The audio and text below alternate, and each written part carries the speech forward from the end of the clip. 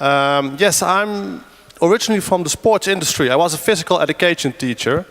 So let's do a little warm-up. Please come a little bit. Stand up, please. Come to the front. Yes, warm up. Who's using messaging apps right now?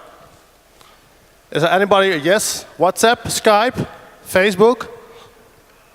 Am I missing something? Anybody else? No more? Well, we have a great panel. They come from all over the world. We've covered Asia, Europe, and the US. They're going to make a short introduction by themselves. We have plenty of time for Q&A, and we prepared some questions as well. So please feel free to ask anything. Yes? Steven. All right, long time no see. I'm Steven from Six Waves. We publish and develop games with a focus on Asia. So if you guys have interest in learning more about Asia, Hong Kong, Taiwan, Japan, that's kind of our wheelhouse. So Facebook, mobile, Asia, pretty much sums it up. And what's your favorite messaging platform? Personal one? Favorite? Well, Jim is here. Jim is not listening. Jim, you can do this. Come on. I have to say Line is probably my favorite, and two minor factors. One is the stickers are really cute, and the people that I chat with on the Messenger really appreciate that. So that's one. And that's what they say? Yeah. And then two, they also have a desktop client, which we'll talk about later, but when I'm at work, it's much easier for me to type online Messenger as opposed to whipping out my phone and replying, by touch typing. So. Okay. Anybody online as well? Line? No? One? Okay. Kevin. My name's Kevin Egan. I'm the business development manager at Kama Games. So we're pretty big in the social casino, particularly social poker space. Tier 1 countries, iOS mainly. We're recently moved our headquarters to Dublin, and I suppose in terms of our own business, what's happening, we've done a global licensing partnership deal with Manchester United Football Club to start using their IP to start building out casual games, social casino games, and stuff like that. So we, unlike Steve and I, actually do use Tango, so that probably helps. But yeah, no, I use for work. I use Skype. For personal stuff, I do use the Tango app. So it's just an interesting whole ecosystem in terms of how I suppose gaming developers can start working with messaging apps in terms of attracting a kind of large, highly engaged user base. Thank you. Morten? Yeah, so my name is Morten Grauballe. I head up Planido. We're a game development studio out of Sweden. We do knowledge-based games. We had so far 4 million downloads. We are very regional, Scandinavian, Northern Europe. Our biggest title is called Quiz Battle, which is also popular here in Holland. My parents. Your parents probably played it, yeah. Last thing is we'll be launching on the Tango platform very soon. So it's a strategy for us to go into the US. So my favorite messaging platform is obviously Tango. But I also use WhatsApp and at work, Skype, of course. Okay, thank you. Last but not least, Jim. My name is Jim Ying. I head up the games vertical at Tango. I don't know how many of you actually use Tango or have installed it before. Tango is essentially a messaging app. On top of it, there's a layer of content and social engagement. Currently, we have around 275 million registered users, 75 million MAU, 25 million DAU. In terms of geographic breakdown, the US is our single biggest country. North America accounts for about 30% of our user base. Europe, Middle East, and Africa is another 40%, and then Asia is 20%.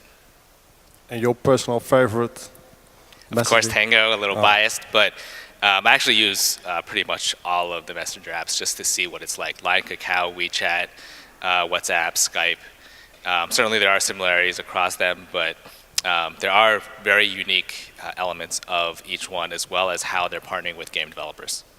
So maybe going to the first topic, we have covered the world, Asia, Europe, US.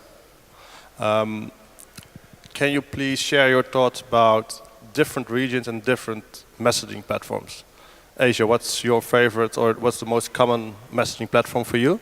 It really depends on where you are in Asia, and the slide I showed earlier basically shows that depending on which country, you've got a dominant platform. So the interesting thing is now a lot of them are trying to branch out overseas. So you see WeChat doing a lot of marketing in the US, Tango trying to grow overseas as well. The funny thing is Kakao is not doing anything outside of Korea, and the only people I know who use Kakao Messenger are Koreans or people that only chat with Koreans. That's not true for every other platform. Every other platform is pretty much started geographically but has then branched out. So for example, Line began in Japan. It actually has more users outside of Japan now than it does within Japan itself. So in Thailand, in Japan, in Taiwan, in Hong Kong, for example, even now in the States a little bit. So. And what's your tip for game developers if they want to start in Hong Kong? Is there like a favorite messaging platform? In Hong Kong, just for basic communication, it's probably WhatsApp. But in terms of penetration and people actually using the social aspects, it's going to be Facebook Connect as well. So quite similar to the West. Okay, and is it like a website or a place where you can find this information, or you should go to Casual Connect? Casual Connect for sure, or come see one of us. Okay. Yeah. Kevin, any thoughts about that? Region and messaging platforms? Yeah, in terms of, I suppose, our immediate focus right now is on the back of the Man United stuff is to look at geographically where their brand is really, really strong. Like they've got a following of, I think it's over 650 million. So obviously half of that is in Asia. So, in terms of looking at companies like Line, like WeChat, it's very appropriate for the Asian market. We're, as a company, probably more focused on the North American markets. We're using this deal as an entry point to get into the Asian markets. But, as a business right now, we would have an install base of about 100 million, and there's about 50% of them are kind of North American. So, in terms of what we're doing, it aligns quite well with what Tango offer. So, it makes sense. Okay, Morten, for you? Yeah, I think if you look at Europe, I think we mainly use the messaging apps for the social graphs. So, Facebook, WhatsApp is to promote the game and get people that way. I think what's interesting with the messaging platforms, and I think especially in Asia, is the fact that it's a distribution method. It's a way of getting the CPI down. And I think one thing that attracted us to Tango is that they are very big in the US, obviously. The number of users and the access you can get through the platform. You get, nicely featured on the platform, and they can reach millions of players really easily. So I think it's going to be very interesting for us. I mean, we're shipping a few weeks, hopefully.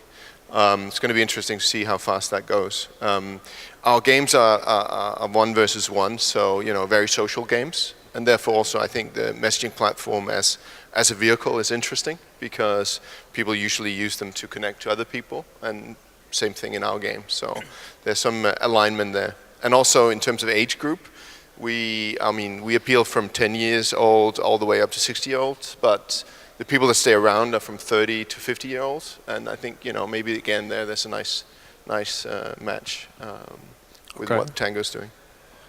I think that to build upon that, definitely there's a big geographic component to this. So, when we asked how many people used messaging apps, there are a few hands went up. If you ask the question in China, Japan, Korea, I almost guarantee you that almost every hand would be up, because at this point, messaging apps are so pervasive in those communities that not only in terms of their relationship to games, but just everyday communication with people's friends, people's families, it's one of the key tools that people use, right? So definitely in terms of the messaging app distribution and penetration, Europe and North America are behind the curve in terms of what's going on in Asia. And so, definitely whether it's some of the things that we cover are looking into it, I'd say definitely dig into what's going on with messaging apps and games and the intersection in Asia, because I think all of that stuff, it's only a matter of time before it comes to the West, whether it's Europe or the US. So is the tip for game developers to watch and analyze the Asian market when we talk about messaging apps? Yeah, I think you see a lot other Western companies trying to emulate what Kakao has done in Korea and Line has done in Japan. So Viber, for example, recently launched their games platform, and they're trying to basically replicate that model. Tango now has, because of Jim, a lot really strong gaming pedigree now, and all of us are launching on Tango. So I think that model has been proven. So it's just a question of how quickly they're able to follow it. The interesting thing that if you guys remember back in the day when Facebook was really spammy, and sometimes you still get a lot of notifications from games on Facebook, right? People that install messaging apps, they already have that authorization. So I'm allowing the messenger to send me messages from my friends. So because of that, I'm able to receive messages from games from my friends. And that's almost like going back to those old spammy Facebook days. You're getting game notifications and GIFs and things like this, and it's actually pretty exciting for developers. And one of the reasons why games exploded and those messaging platforms became huge drivers of gaming revenue. So the value is in the social aspect? Actually, I think it may be helpful. Let me give some context on how exactly messaging apps interact with games. So at the purest level, because all these messaging apps have millions of DAU, when you're communicating out from the platform to the users, whether it's a blast in terms of a message or there's some play tab, there's a lot of exposure there for games. Now, different messaging apps actually will partner in different ways too. So Line, most of their games are either first-party developed, or they have very, very few games that are released. Whereas Kakao, WeChat, they actually release, I think, hundreds of games onto the platform. For someone like Tango, we're leaning more towards the Line model, where generally it'll be probably 1 to 3 games launched on the platform per month. And another key point of differentiation is, whereas most of those platforms will just promote the game to their user base, Tango is actually going to be publishing the games outside of Tango. So my background, I joined Tango about 7-8 months ago. Prior to that, I was with Gree, and then 6 Waves and Xbox, mostly on the publishing side. So the model that we're rolling with at Tango is one where not only are we going to be pushing users from our platform, but we're actually going to be spending marketing dollars out of our own budget to acquire users outside of Tango itself. And Tango, earlier in the year, in April, we had raised around $280 million. With $215 million of that coming from Alibaba. We've set aside $25 million just to grow our games business. So we're getting pretty bullish and aggressive into the game space, looking for games that we can partner on. Okay, so we're talking about user acquisition, but also retention. Is there a different use of messaging platforms, for user acquisition? We spoke about Tango already. Can you also use messaging platforms for retention? Maybe more. You can say something about that? Well, I think user acquisition is the big one, right? But I can maybe talk a little bit about the process of what we've done in terms of dealing with Tango. Yes. I think that's probably useful. So one of the big things is to integrate with the Tango platform, and I think that mainly it's the login system. So if you have Tango downloaded already, the messaging client, then you can log in automatically into our game, and you'll have an account already. So it sort of makes it easier for the people to move in and out between Tango and the game, which is nice. And it also means that Tango can use the messaging platform to promote to the users, get in contact with the users, and so forth. In terms of retention, I don't know. It remains to be seen whether there's some benefits. I think the main benefit is in the user acquisition and being able to scale the game. The other benefit, of course, is we've been working with Jim's team very closely on soft launches. So we've been working on how to integrate it into the Tango app, how to get the K-factor improved, how do we get more people in the game, how do we get more people to invite their friends, family, and so forth. So he's got a very experienced team, and I think if you have a smaller team like we do, with 10 people, then it's very useful to work with a highly skilled team that guides you through that process. Okay, so a tip for the Casual Connect attendees is also cooperate with an experienced team like, for instance, Tango, to get that knowledge and use their network as well to promote your game. And how's it for you, Kevin? I mean, you have the big brand name Manchester United. I think that's helping. No, it certainly does. I suppose just to go back a little bit, what I would say, our relationship with Tango is not a kind of traditional business relationship where you've got a buyer and a seller. It's much more of a partnership in terms of, I suppose, commercially how it's struck, and the commercial terms that it forms on. So, everybody's trying to achieve the same thing. Us and Tango are both looking for high quality users, and lots of them. So, when they're focused on the same KPI as we are, I think the communication between both companies is a lot easier. So, look at the Manchester United stuff. What that will do for us is, when you match a big brand to a proven engine, I think the cost per acquisition or how you go about acquiring users is slightly different. But it's still relatively new, so it'll be interesting to see how the rest of this year pans out. So next year you're going to share some inside information with us? I'll take some brown envelopes maybe, but yeah, no, it'll be interesting to see how this year plans out. Like when you match a brand like the Man United deal, it's the biggest sports brand in the world. When you start matching that with a really proven engine, I think that's the first part. Like if Jim's looking at any new games to publish onto the platform, there's certain KPIs that the figures need to be at a certain level, before Tango, by applying that user base, before it can really start to be a benefit for everybody. I can touch upon the retention bit a little bit. So the way that the SDK works is, for those of you that are familiar with Facebook and gifting, sharing invites, it's actually very similar, except instead of it coming through your Facebook news feed or the desktop canvas, it just comes through the Messenger app itself, right? So if you're playing a game and you're sending out an invite or you're sending out a gift, it actually shows up in the Tango Messenger itself. So that's what really helps drive retention back to the app. Because most games, generally, if you're gifting something, if you're sharing something, you'll get a notification within the game. But if people don't engage in the game itself, they're not going to see it. Whereas Tango, because it is a separate core messenger that people use inherently, if you have some activity going on in the game and it sends a message into the app, when they're opening up the app to talk to their friends or to their family, they're going to see that notification, which therefore is going to drive incremental retention to the game that wouldn't be there before. Okay, so there's the retention again. I think from our point of view, like certainly we see, or I suppose we're live with Tango 4 or 5 months now, and there is a 30-day retention figure is a couple of points higher than what we'd see, on other stuff. So look at it, when it can add value like that, and they've got such a huge user base of heavily engaged users. Like you've got 200 million installs and 75 million MAU. Like that's, in terms of your own retention, there's not too many other things out there in the world that can offer them types of figures. We talked a little bit about mobile and a little bit about desktop. Is there like a big difference, US maybe compared to Asia, desktop versus mobile messaging platforms? Yeah, definitely. So I mentioned Line earlier, so I'm able to install Line on my MacBook and I can chat with people. It syncs up with my mobile phone.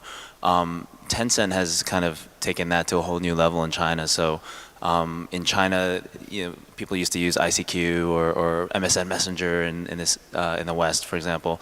So in China, they had QQ Messenger, which Tencent controls. So that ties in with their social network, Qzone, and also ties into WeChat, which is the mobile piece of it, the mobile messenger. So they're all integrated together. And even though they have separate teams, you can, for their top performing games, they're actually promoting them pretty much on all of those platforms. So you see within the desktop messenger like a little ad, or you can go ahead and install and play a game like straight away. So it's pretty nuts. It's all integrated. I think that's like a little bit of an extreme, but already you can see WhatsApp has supports like a web-based client for Android users, and I think iOS is probably coming too. So there's definitely more and more blurring between the lines. So in the same way that you can play games on the web and then continue to play them cross-platform on your mobile, I think messengers are starting to adopt this, and they realize that it makes sense to be usable and reachable on whatever platform. Even if you're working. Right, exactly. Yeah, working. Yes. Okay. How is it in Europe, Morten or Kevin? As a company, I suppose Kama Games were very mobile-centric, so I don't have a huge amount of experience in how integrating a desktop messenger would work well. but I'm sure it adds value. I can't really quantify it much more than that. But as a company, we're very mobile focused. So when the rise of mobile messaging apps, there's a lot of crossover and collaboration between what developers can do in the mobile developers can do, and I suppose mobile messaging companies. Yeah, but if you're mobile focused, it makes sense that you focus on mobile messaging. Yeah, 100%. Jim, US? So Tango actually currently doesn't have a desktop client or a web client. It may be something that's being worked on.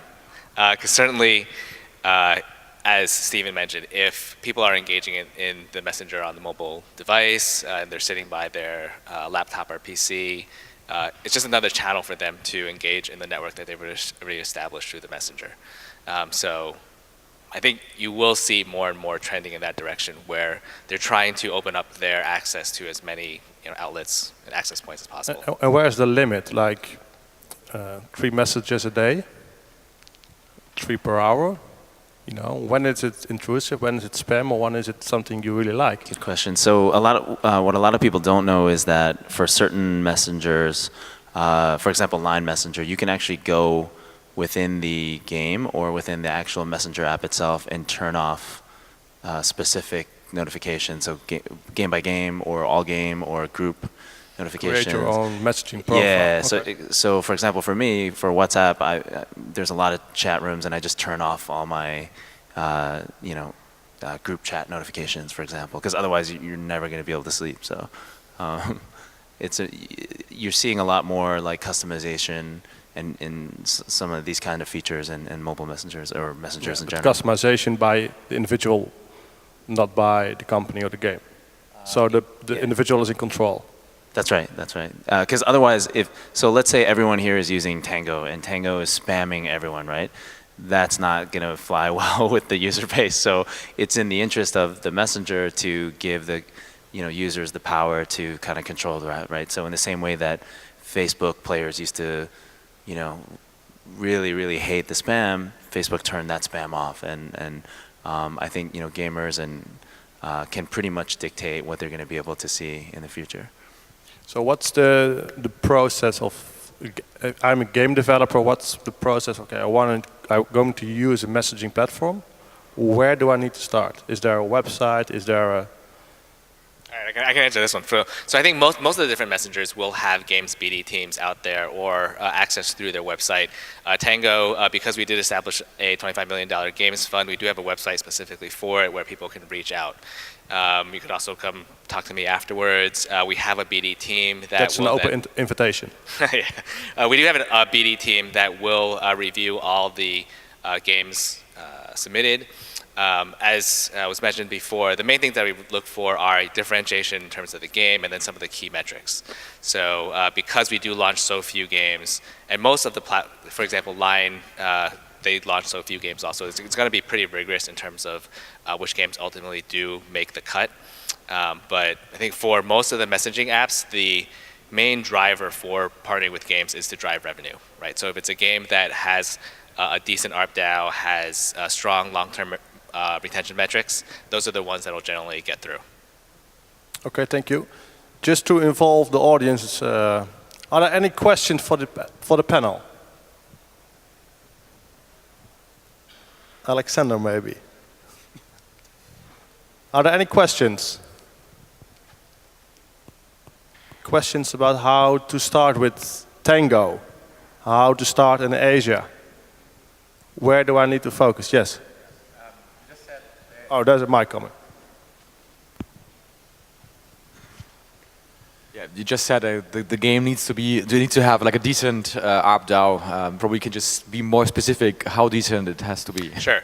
So the general baseline metrics that we look at are 15 cents ARPDAU in tier 1 countries, and then a 10% day 30 retention.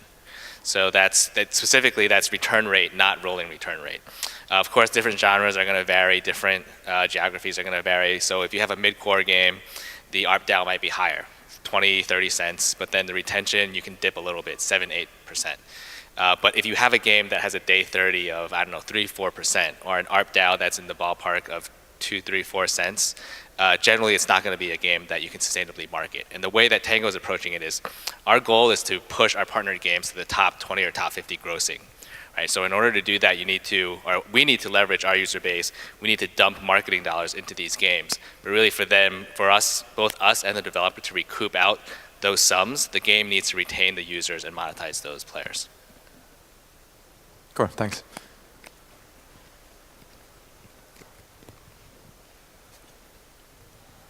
Anyone else?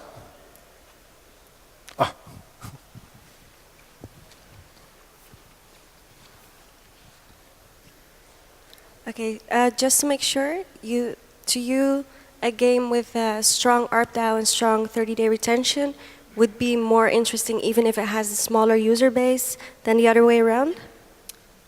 So for us, actually, the current user base doesn't even matter, because part of the big point of partnering with a messaging app like Line, Kakao, Tango is that they can bring the user base. And also because we've also injected into our model the ability to market the games outside of Tango, I'd actually prefer if the user base were not too big, because when Tango pushes a game, we want to be able to expose it to as many users as possible in a short amount of time so that we can burst the game up the charts. And so we're explicitly actually not partnering with older games that have been in the market or games that already have a large user base pool, because those games typically are already exposed to a lot of players, they're saturated in the market. The ability to chart them is going to be much decreased. So how do you feel about social casino? Social casino, it's definitely one of the genres that monetize very, very well. If you look within the top 50 or top 100 grossing within the US and most Western markets, you have a pretty significant percentage of games that fit in that model, whether it's poker, whether it's slots, whether it's a casino suite. I think that part of the challenge with social casino is how expensive it is to market those types of games. Right? So the CPIs that you'll see for those games, you'll easily creep into the $3, $4, $5 because there's so many players with deep pockets pushing those games, right? The land-based casinos at this point, most of them have a play in the social casino mobile gaming space. Whether it's Playtika, Big Fish, there's some very big players in this space dumping lots of marketing into it. So at this point, if you're an indie dev or you're someone who's building a social casino app, unless your metrics are significantly better than those guys, or you're coming to the table with someone with really deep pockets, it's a pretty competitive space.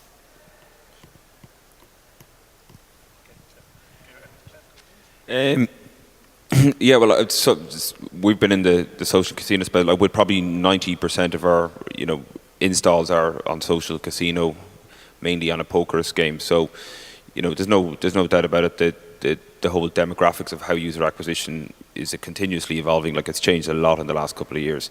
So, that's why companies, I suppose, like us, are looking for new ways to kind of make yourself stick out. And in terms of the Man United stuff, that certainly does that for us. To come with a brand new kind of social poker game and try and enter this market, it's a pretty crowded space. You kind of need something a bit more compelling to kind of get yourself noticed. To acquire a user base of 20-30 million 20 or 30 million people is going to cost you a lot of money. So it's a difficult. If you put yourself from an investor's point of view, it's quite a difficult space. Even though if you do succeed, the rewards are there. So you kind of just need to carefully weigh the two things up.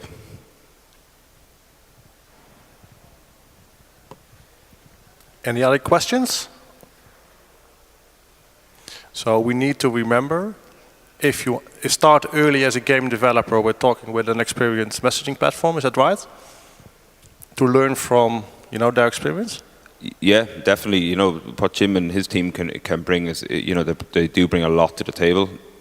And like messaging apps have really nailed the whole engagement piece, in terms of the conversion that we brushed on before. So as a developer, I think there's lots you can learn from messaging companies about how they interact with their user base and how it works. So, my advice to anyone starting up would be get yourself in a position with a game that's kind of new, unique, and gets ARPDAU of over 10 and 30-day retention of over 10%, and start moving forward from there. Okay, so that's tip number one. Tip number two: check out Asia, I guess. There's where the innovation is happening. Yeah, so I think the free to play and the being able to monetize apps. I mean, Asia is definitely leading the way in terms of revenue. So a lot of that is due to mobile messaging, but a lot of it is also how they tie the messaging in with the events and the live operations, as I talked about earlier. So I think we're starting to see more of these tactics in being adopted by game developers outside of Asia, and I think it's a trend that's going to grow. So yeah, absolutely. And tip number 3, attend at Casual Connect, Singapore. Here there's one in, I don't know if they've announced it, but there's one in Israel coming up also. In October, yes. It's on the banners outside. So it's official.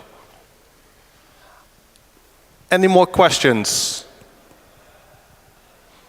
Panel, do you want to add something? Steven? I have a question for the audience. Is anyone in the audience using an app or for messaging? It doesn't necessarily need to be a mobile app. It could be something on the desktop or whatever that we have not talked about. For example, something regional by country or yeah. You're using Kik, okay. And is there a specific reason why you would prefer to use Kik, or what sets it apart for you? For me, I have a few friends that are on Kik, and they say Kik really is, so it makes sense to me. I think it's just the natural, viral growth. What country do you live in? Where do you live? Australia. Okay. So as we mentioned before, definitely there's a huge geographic component to it because inherently these messaging apps grow virally, right? So for Tango, up till maybe 2 months ago, the company actually had never done any marketing and got up to, I think, 260 million installs, right? So all of these apps essentially grow because of word of mouth, because your friends start using it or your family members start using it. They invite their family members or their friends, or there's groups that they want other people to join, and that's what ultimately grows. So the way that you jumped into it is exactly the way that most people get into it. You don't, when you look at Facebook, when you look at, let's say, mobile Facebook ads or banners or interstitials, you almost never see an ad for a messaging app because that's not how these apps grow. So Tango, for example, the main app itself generates around 300,000 installs virally every day with no marketing whatsoever because of this word of mouth. That's the dream of every game developer, I guess. Any more questions? Yes, that's one. Hello. Do you have kind of a way to identify your users so you can like say, okay, we have a new game which is strategic and more hardcore-like. Does every one of your user gets like this banner, okay, play this, or do you have a, or can the user somehow like say, okay, I'm interested in strategic games, I'm interested in hardcore games, or can you somehow do that on the advertiser side? It's something that we're working towards, and I think certainly that's more of a very precise scalpel approach where you're targeting your users based on the games that they're going to like. Because Tango, we're getting into games pretty aggressively, but it is relatively new for us, and so for us, it's more of a kind of smash them over the head approach where when we come out with a game, it's basically blasted to the entire user base, right? It's good for the game. In terms of the click-through rate, in terms of the conversion, it's probably not as high as if we did a very targeted approach. We'll probably get there, but it's a learning process to figure out what are the types of games that certain segments of the user base like to play. And I think another element that comes into play is, unlike Facebook, where in order to log in, they automatically get all sorts of info on you, your likes, your demographics, your geo. When you sign up for messaging apps, generally all you need is your phone number, right? So it's over time that you gather that info based on their engagement with the app, whether they enter in their gender, what types of things that they like. It's things that we gather over time because there are items on the platform. So we have a product called channels. It's kind of like Facebook fan pages. So based on the things that people like, whether it's models, whether it's sports, you can start figuring out kind of what their background, what their likes and interests are. At some point, we probably will start targeting based on those, but at this point, no, we just blast it out to the entire user base. I'll add something on top of what Jim just said. Some of the Asian messenger apps, they'll do some, basic featuring, kind of brute force, kind of what Jim was talking about. But then some of them will also have what they call like friends tab or whatever. So here are the games that only your friends are playing, right? So this one is played by 5 of your friends or whatever, and then you can download it and try it. The other thing is sometimes the platforms can tend to be, there's potential for them to kind of push in their own self-interest. So, for example, if you look at WeChat, some of the games that they're suggesting, you don't even have to dig into another tab. It's on that first layer, and it's usually from high monetizing games and usually from studios that they've invested in. So I guess a good tip would be if you're looking at a specific messenger and it's let's say a semi-closed platform or not totally open, it's to your benefit to actually reach out to them directly and try to pitch them on it and say, hey, like, here are the stats, here's a reason why my game would really kick butt on your platform. Can I ask another question? Okay, I believe like 2 years ago, I heard from a Korean guy, a friend of mine, that the retention of mobile games is very, very low. Like, you install an app and they play all day long, like 20 hours, and the next day they deinstall because they saw another great game and they start playing this one and then play like for 10 hours and then they deinstall and play the next game. Do you have any experience how it is nowadays, or is it even true? I mean, I don't know. I just heard it from. It's actually pretty, especially visible in the Korean market, and that's only because there's less channels in the Korean market, and Kakao is so dominant, and there's so many games being launched on Kakao at any given day that's actually tends to happen more in Korea. So developers in Korea are actually approaching us or approaching other publishers overseas because they just don't have a shot to last. Their games will be launched and featured in Kakao for a day, and then they just drop, and because there's so much new content coming to the surface. So yeah, it's an issue. I don't know about the specifics, but it has not improved significantly, that's for sure. I think if you look at some of the retention rates for general mobile games, that kind of proves it out also. So across the board, if your game has a day one retention of greater than 40 to 50%, generally that's pretty good, right? So that means that anyone who's installed your game, 50% are gone the very next day, right? If you look at the day 30 benchmark of 10%, which is being pretty good, that means that on day 30 days, 90% of the people are not logging in on that day, right? So most games, the average game, I'd say out there, maybe you'll get a 3 or 4% day 30, which means people are churning through a lot of these games. And if you look at the people who do play games, this is definitely a bias sample here, where people will have tons of games on their mobile device, and at any given time, they're playing 1 or 2. Like, I'm in the industry, and I play maybe 2 or 3 every single day. Right? Your average person is going to be playing 1, if that. Right? And so, certainly with the hundreds of games that are being released on the app stores, of course, I'm a little biased, but having the advantage of someone with a lot of distribution, with the ability to increase the inherent retention of your game itself, does provide an advantage in the market. Thank you. Anyone else? So maybe a little recap. So again, work together with the established messaging platforms, learn from their experience. Jim just gave an open invitation to approach him. So Jim, you're going off the stage on the right. We take the left side. Take a look at Asia, and next year we're going to have an insight by Kevin about the Man United social games, right? Yeah. Thank you guys for this panel. Thank you, and hope to see you next year.